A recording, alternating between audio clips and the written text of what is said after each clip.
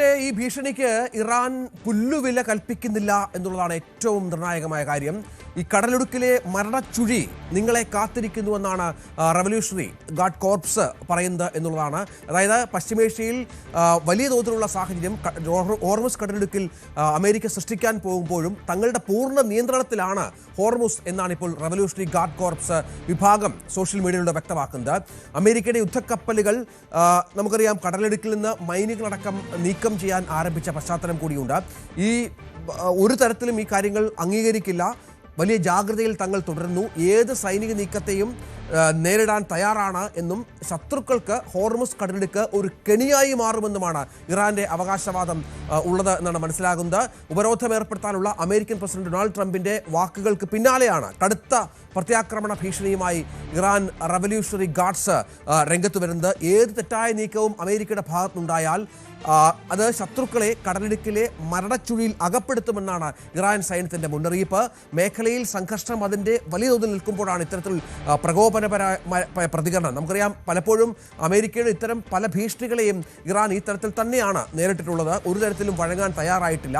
പക്ഷേ ഇപ്പോൾ സംഭവിച്ചുകൊണ്ടിരിക്കുന്നത് ഇങ്ങനെ അമേരിക്കയുടെ പുതിയ ഭീഷണി നിയന്ത്രണമടക്കമുള്ള ഉപരോധമടക്കമുള്ള കാര്യങ്ങളിൽ ഒട്ടും വിട്ടുവീഴ്ചയ്ക്കില്ല എന്നുള്ളതാണ്. ഇത് യുദ്ധസമാനമായ സാഹചര്യം ഹോർമുസിൽ കൂടി സൃഷ്ടിക്കുകയാണല്ലോ കാർത്തിക്. നേരത്തെ നമുക്കറിയാം ട്രംപിന്റെ പല ഭീഷണികളും വഴങ്ങാതിരുന്ന ഇറാൻ ഭീഷണികളിൽ നിന്ന് പിന്നോട്ട് പോകേണ്ടി വന്ന ട്രംപിനെ നമ്മൾ കണ്ടു. ഇപ്പോൾ വീണ്ടും ഏറ്റവും പുതിയ ഉപരോധത്തിനും ഇറാന്റെ മറുപടി തങ്ങൾ നേരിടുമെന്ന് തന്നെയാണ്.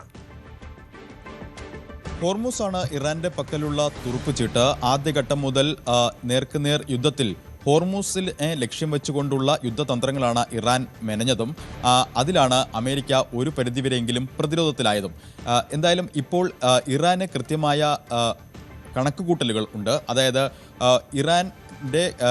ഇറാന്റെ അധീനതയിലുള്ള ഹോർമുസ് കടലിടുക്കിലൂടെയുള്ള ജലപാത ഏതെങ്കിലും തരത്തിൽ അമേരിക്ക ഉപരോധിച്ചാൽ, അമേരിക്കൻ നാവികസേന ഉപരോധിച്ചാൽ അത് വലിയ പ്രത്യാഘാതങ്ങൾ ഉണ്ടാക്കും. കാരണം ഇപ്പോൾ തന്നെ എണ്ണ ഉൽപ്പാദനത്തിൽ വലിയ കുറവുണ്ട്. മാത്രമല്ല 1.5 ദശലക്ഷം ബാരൽ ഒരു ദിവസം കുറയുന്ന സാഹചര്യത്തിലേക്ക് കാര്യങ്ങളെത്തും. അത് ആഗോളതലത്തിൽ വലിയ പ്രത്യാഘാതങ്ങൾ ഉണ്ടാക്കും. അതിൻ്റെ പ്രത്യാഘാതങ്ങൾ വിപണിയിൽ പ്രതിഫലിക്കുകയും ചെയ്യും. മാത്രമല്ല ഇപ്പോഴുള്ള ഊർജ്ജ പ്രതിസന്ധി, അതായത് ഉൽപ്പാദനം കുറഞ്ഞത് മൂലം മറ്റ് രാജ്യങ്ങൾ നേരിടുന്ന പ്രതിസന്ധി, ആ പ്രതിസന്ധി രൂക്ഷമാവുകയും ചെയ്യും. അത്തരത്തിൽ ഒരു സാഹചര്യത്തിലേക്ക് അമേരിക്ക കൊണ്ടെത്തിക്കില്ല എന്നൊരു വിലയിരുത്തൽ ഇറാന്റെ ഭാഗത്തു നിന്നുണ്ടാകാം. അതുകൊണ്ട് തന്നെയാണ് ഇറാൻ US-ൻ്റെയും അതോടൊപ്പം തന്നെ ട്രംപ് മുന്നോട്ട് വയ്ക്കുന്ന ഹോർമുസിൽ മുന്നോട്ട് വയ്ക്കുന്ന ഭീഷണികളെ അതേ നാണയത്തിൽ നേരിടുമെന്ന മുന്നറിയിപ്പ് നൽകുന്നത്. എന്തായാലും ഒരു വിട്ടുവീഴ്ചയ്ക്കുമില്ല എന്ന് ഇറാൻ വ്യക്തമാക്കുന്നു. മരണച്ചുഴികൾ കാത്തിരിക്കുന്നു എന്ന മുന്നറിയിപ്പ് നൽകുന്നു. ഏതെങ്കിലും പടക്കപ്പലുകൾ US-ൻ്റെ പടക്കപ്പലുകൾ ഹോർമുസിലേക്ക് നീങ്ങിയാൽ അതിനെ ശക്തമായി നേരിടും. അത് വെടിനിർത്തൽ ലംഘനമായി കണക്കാക്കും എന്ന് തന്നെയാണ് ഇറാൻ നൽകുന്ന മുന്നറിയിപ്പ്. തീർച്ചയായും ഇന്നലെയാണ് US-ൻ്റെ യുദ്ധക്കപ്പലിന് മുന്നറിയിപ്പ് നൽകി ഇറാൻ രംഗത്ത് വരുന്ന ദൃശ്യങ്ങൾ അവർ തന്നെ പുറത്തുവിടുന്ന പശ്ചാത്തലമുണ്ടായത്. ഈ ദൃശ്യങ്ങൾ ഇറാൻ ഇന്നലെ പങ്കുവെക്കുകയായിരുന്നു. ഇസ്ലാമാബാദിൽ നടന്ന US ഇറാൻ നയതന്ത്ര ചർച്ച തീരുമാനമാകാതെ പിരിഞ്ഞതിന് തൊട്ടു പിന്നാലെയാണ് ഇറാന്റെ വിവിധ മാധ്യമങ്ങൾ ഈ വീഡിയോകൾ പുറത്തുവിട്ടത്. തുടർന്ന് വിവിധ രാജ്യങ്ങളിലെ എംബസികളും ഈ ദൃശ്യങ്ങൾ പങ്കുവെക്കുന്ന കാഴ്ചകൾ നമ്മൾ കണ്ടു. ഈ ദൃശ്യങ്ങളുമായി ബന്ധപ്പെട്ട് ഇറാൻ പറയുന്നത് തങ്ങൾ അമേരിക്കയുടെ ഭാഗത്തു നിന്ന് അമേരിക്കൻ കപ്പലുകളെ പിന്തിരിപ്പിക്കുകയാണ്, ഇനിയും ഇത്തരം കാര്യങ്ങൾ ആവർത്തിക്കും എന്നുള്ളതാണ്. ഈ 1 മിനിറ്റ് ദൈർഘ്യമുള്ള വീഡിയോ പുറത്തുവിട്ടതിലൂടെ ഇറാൻ ലക്ഷ്യം വെച്ചത്. US നാവികസേനയുടെ യുദ്ധക്കപ്പലായ 121 IRGC Islamic revolutionary guard corps പ്രതിനിധി മുന്നറിയിപ്പ് നൽകി തിരിച്ചുവിടുന്ന ദൃശ്യങ്ങളാണ് വീഡിയോയിലുള്ളത്. ഇതിൽ ചില സ്ത്രീകളുടെ ശബ്ദമടക്കം കേൾക്കാം. നിങ്ങൾ ഞങ്ങളുടെ ആജ്ഞ അനുസരിക്കാത്ത പക്ഷം ആക്രമണം നടത്തുമെന്ന് IRGC പ്രതിനിധി പറയുന്നുണ്ട്. ഇതിനുള്ള മറുപടിയായി ഒരു സ്ത്രീയുടെ ശബ്ദം വീഡിയോയിൽ കേൾക്കാം.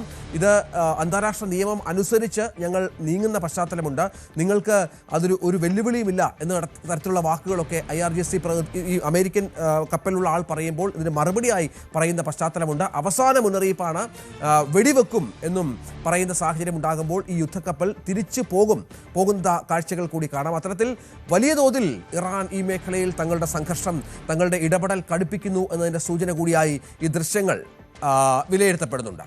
മറ്റൊന്ന്, പശ്ചിമേഷ്യയിൽ സംഘർഷം തുടരുന്ന പശ്ചാത്തലത്തിൽ ഇറാന് സൈനിക സഹായം നൽകിയാൽ ചൈനയ്ക്ക് മേൽ അധിക തീരുവ ചുമത്തുമെന്ന ട്രംപിന്റെ പുതിയ ഭീഷണി പുറത്തു വന്നിരിക്കുകയാണ്.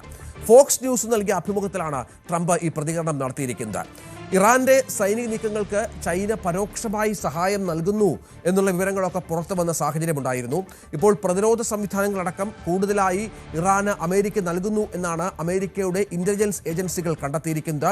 ഇതിന് മറുപടിയാണ് ഇത്തരം സഹായങ്ങൾ തുടർന്നാൽ അതിനുള്ള തെളിവുകൾ കുറച്ചുകൂടി കൃത്യമായി കിട്ടിയാൽ താരിഫ് അടക്കമുള്ള കാര്യങ്ങൾ ചൈനയ്ക്ക് മേൽ ഏർപ്പെടുത്തും എന്നുള്ള മുന്നറിയിപ്പ് അമേരിക്കൻ പ്രസിഡന്റ് നൽകുന്നത്. ഇതിനോട് ചൈന പ്രതികരിക്കുന്നത് ഞങ്ങൾ ഒരു തരത്തിലും ഇറാനെ സഹായിക്കുന്നില്ല, ഈ യുദ്ധത്തിൽ പങ്കാളിയല്ല എന്നാണ് ഇപ്പോൾ ചൈന പറയുന്നത്. പക്ഷേ അപ്പോഴും പൂർണ്ണമായും ഇത്തരം കാര്യങ്ങൾ നിഷേധിക്കാൻ ചൈന ശ്രമിക്കുന്നില്ല എന്നുള്ളതും ഏറ്റവും പ്രധാനപ്പെട്ട ഒന്നാണ്. നമുക്കറിയാം, നേരത്തെ പറഞ്ഞതുപോലെ ചൈന ഇറാനിൽ നിന്ന് ഏറ്റവും അധികം എണ്ണ വാങ്ങുന്ന ഒരു രാജ്യം കൂടിയാണ്. ഈ യുദ്ധത്തിൻ്റെ പല ഘട്ടങ്ങളിലും ഇടപെടുകയും പ്രസ്താവനകൾ നടത്തുകയും ചെയ്ത രാജ്യമാണ്. അതിനെ തുടർന്ന് ട്രംപിൻ്റെ ചൈനീസ് സന്ദർശനമൊക്കെ മാറ്റിവെച്ച പശ്ചാത്തലമുണ്ടായിരുന്നു. ഇപ്പോൾ മനസ്സിലാക്കേണ്ടത് ചൈനീസ് സന്ദർശനം ട്രംപ് ഉടൻ തന്നെ നടത്തും എന്നാണ്. കാർത്തിക്, ഇപ്പോൾ നമുക്കറിയാം ചൈന അടക്കമുള്ള രാജ്യങ്ങൾ, റഷ്യ അടക്കമുള്ള രാജ്യങ്ങൾ ഇറാനെ സഹായിക്കുന്നു എന്നുള്ള ആക്ഷേപമുണ്ട്. അവിടെയാണ് ഇത്തരം ഉപരോധത്തിലേക്ക് ട്രംപ് പോകുന്നത്. ഈ ഹോർമുസിലെ കപ്പലുകളുടെ ഉപരോധത്തിന് പുറമെയാണ് ഇപ്പോൾ ചൈനയ്ക്കുള്ള മുന്നറിയിപ്പ് എന്ന രീതിയിൽ ഇപ്പോൾ കാര്യങ്ങൾ ട്രംപ് പറഞ്ഞു വെക്കുന്നത്. തീർച്ചയായും രഞ്ജിത്ത്, ഇറാന് ചില ആയുധങ്ങൾ നൽകി സഹായിക്കാൻ ചൈന രഹസ്യ നീക്കം നടക്കുന്നതായി റോയിറ്റേഴ്സാണ് റിപ്പോർട്ട് ചെയ്തത്. US ഇന്റലിജൻസ് ഏജൻസികളിൽ നിന്ന് ലഭിച്ച വിവരത്തിന്റെ അടിസ്ഥാനത്തിലായിരുന്നു റോയിറ്റേഴ്സ് ഈ റിപ്പോർട്ടുകൾ നൽകിയത്. നിലവിൽ വ്യോമാക്രമണമാണ് ഈ വെടിനിർത്തലിന് മുൻപ് ഇറാന് മേൽ ശക്തമായി നടത്തിയത്. ഇത്തരത്തിൽ വ്യോമാക്രമണത്തെ പ്രതിരോധിക്കാനുള്ള അത്യാധുനിക സാങ്കേതിക സഹായങ്ങൾ ചൈന ഇറാന് നൽകാൻ രഹസ്യ നീക്കങ്ങൾ നടത്തുന്നു എന്നാണ് ഈ റിപ്പോർട്ട്. ഇന്റലിജൻസ് ഏജൻസിയെ ഉദ്ധരിച്ചുകൊണ്ടുള്ള ഈ റിപ്പോർട്ടിൽ പറയുന്നത് നേരിട്ട് ചൈന ഇറാന് ഈ ആയുധങ്ങൾ നൽകുകയല്ല, മറിച്ച് മൂന്നാം ലോക രാഷ്ട്രങ്ങളിലൂടെ ഇവ അതീവ രഹസ്യമായി ഇറാനിലേക്ക് എത്തിക്കാനാണ് ശ്രമം. ചൈന നൽകി എന്ന വിവരം ലോകം അറിയാതെ തരത്തിലുള്ള ഒരു ആയുധം നൽകി സഹായിക്കലാണ് ലക്ഷ്യമിടുന്നത് എന്നും റോയിറ്റേഴ്സ് റിപ്പോർട്ട് ചെയ്യുന്നുണ്ട്. എന്തായാലും ചൈന ഇക്കാര്യം നിഷേധിച്ചിട്ടുണ്ട്. പക്ഷേ ഇത് സംബന്ധിച്ച ചോദ്യങ്ങൾ ട്രംപിനോട് കഴിഞ്ഞ ദിവസം മാധ്യമപ്രവർത്തകർ ചോദിച്ചിരുന്നു. ചൈന അത്തരത്തിൽ ചെയ്യുമെന്ന് തോന്നുന്നില്ല, അങ്ങനെ ചെയ്താൽ അവരും വലിയ കുഴപ്പങ്ങളിലേക്ക് ചെന്ന് ചാടും എന്നാണ് ട്രംപിൻ്റെ മുന്നറിയിപ്പ്. എന്തായാലും മാൻ പാഡ്സ്, അതായത് ഷോൾഡറിൽ ക്യാരി ചെയ്യുന്ന ആൻറ്റി ബാലിസ്റ്റിക് മിസൈൽ സംവിധാനം, അതടക്കം ചൈന ഇറാന് നൽകാനുള്ള രഹസ്യ നീക്കങ്ങൾ നടത്തുന്നു എന്നാണ് പുറത്തുവരുന്ന റിപ്പോർട്ടുകൾ. അതോടൊപ്പം തന്നെ വ്യോമാക്രമണത്തെ പ്രതിരോധിക്കാനുള്ള അത്യാധുനിക സംവിധാനങ്ങളും ചൈന ഇറാന് നൽകാൻ തയ്യാറെടുക്കുന്നു, അതിനുള്ള രഹസ്യ നീക്കങ്ങൾ നടത്തുന്നു എന്നാണ് റോയിറ്റേഴ്സിന്റെ റിപ്പോർട്ടുകൾ പറയുന്നത്. തീർച്ചയായും അതാണ് സാഹചര്യം. ഇതിനിടയിൽ ഇസ്രായേൽ പ്രധാനമന്ത്രി ബെഞ്ചമിൻ നെതന്യാഹുവിനെ കടുത്ത ഭാഷയിൽ വിമർശിച്ച് തുർക്കി പ്രസിഡന്റ് തൊയ്ബ് എർദോഗാൻ രംഗത്ത് വരികയാണ്. നെതന്യാഹുവിനെ ആധുനിക കാലത്തെ ഹിറ്റ്ലർ എന്നാണ് എർദോഗാൻ വിശേഷിപ്പിച്ചിരിക്കുന്നത്. എർദോഗാന്റെ പ്രകോപനത്തിന് കാരണം ഈ ചർച്ചകളിൽ നമുക്കറിയാം 21 മണിക്കൂറോളം നീണ്ട ചർച്ച അമേരിക്കയും ഇറാനുമായി നടന്നിരുന്നു. ഇതിനിടയിൽ ഒരു ഫോൺ കോൾ വന്നു. അത് ഈ നേരത്തെ പറഞ്ഞ പോലെ ബെഞ്ചമിൻ നെതന്യാഹുവിൻ്റേതാണ് എന്നുള്ള തരത്തിലുള്ള ചില കാര്യങ്ങൾ പടർന്നു. ഇതിനെ തുടർന്നാണ് അമേരിക്കയുടെ വൈസ് പ്രസിഡന്റ് ഈ ചർച്ചകൾ നിർത്തി അത് അമേരിക്കയിലേക്ക് മടങ്ങിയത് എന്നാണ് ഇപ്പോൾ ഒരു ആരോപണം ഉയരുന്നത്. അതായത് ഈ ചർച്ചകൾ പൊളിച്ചത്, സമാധാനത്തിൻ്റെ ചർച്ചകൾ പൊളിച്ചത് ബെഞ്ചമിൻ നെതന്യാഹു ആണ് എന്നാണ് ഇപ്പോൾ തുർക്കിയും കുറ്റപ്പെടുത്തുന്നത്. രക്തദാഹവും വിദ്വേഷവും കൊണ്ട് നെതന്യാഹു അന്ധനായി എന്നാണ് വിമർശിക്കുന്നത്. വിവിധ രാജ്യങ്ങളിൽ, അതായത് ഗസയിലും ലെബനിലും മറ്റും ആക്രമണം തുടരുന്ന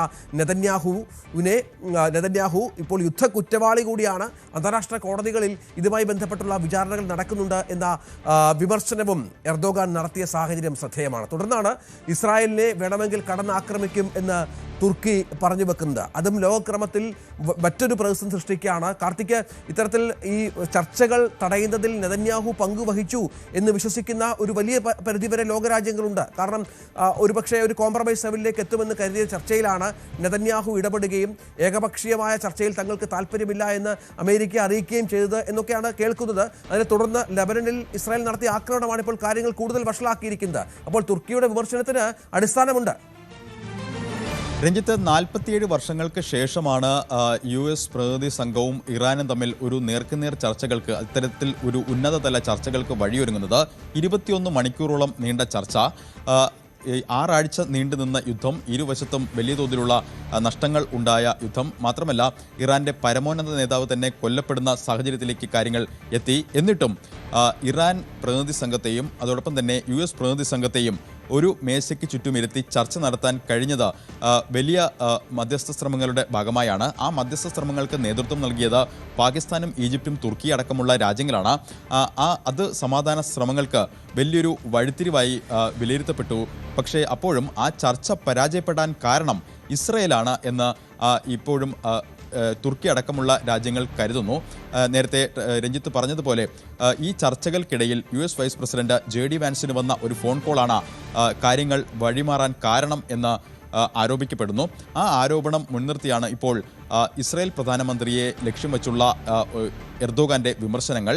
എന്തായാലും ശക്തമായ ഭാഷയിൽ തന്നെയാണ് ഇസ്രായേൽ പ്രധാനമന്ത്രി ബെന്യാമിൻ നെതന്യാഹുവിനെ എർദോഗാൻ വിശേഷിപ്പിക്കുന്നത്. അതായത് ആധുനിക കാലത്തെ ഹിറ്റ്ലർ എന്ന തരത്തിൽ വിമർശനങ്ങൾ അദ്ദേഹത്തിനെതിരെ ഉന്നയിക്കുന്നു. എന്തായാലും ഇസ്രയേലുമായി ഉള്ള ബന്ധം, തുർക്കി അടക്കമുള്ള രാജ്യങ്ങൾ ഇസ്രയേലുമായി ഉള്ള ബന്ധം അത് വഷളാകുന്ന തരത്തിലേക്ക് കാര്യങ്ങൾ എത്തുന്നു.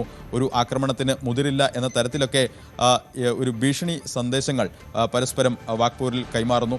ഇങ്ങനെയുള്ള നിലയിലേക്ക് കാര്യങ്ങൾ എത്താൻ കാരണം ഈ സമാധാന ചർച്ചകൾ പരാജയപ്പെടാനുള്ള മൂല കാരണം അത് ഇസ്രയേലാണ് എന്ന് വിലയിരുത്തിക്കൊണ്ടാണ്. എന്തായാലും അങ്ങനെ കൂടി ലോകം ഈ ഘട്ടത്തിൽ അതിനെ കാണുന്നു. അതായത് മധ്യസ്ഥ ശ്രമങ്ങൾ പരാജയപ്പെടാൻ കാരണം, ഇസ്ലാമാബാദ് ചർച്ചകൾ പരാജയപ്പെടാൻ കാരണം ഇസ്രയേലിന്റെ ഇടപെടലുകളാണ് എന്ന് തുർക്കി അടക്കമുള്ള രാജ്യങ്ങൾ വിശ്വസിക്കുന്നു.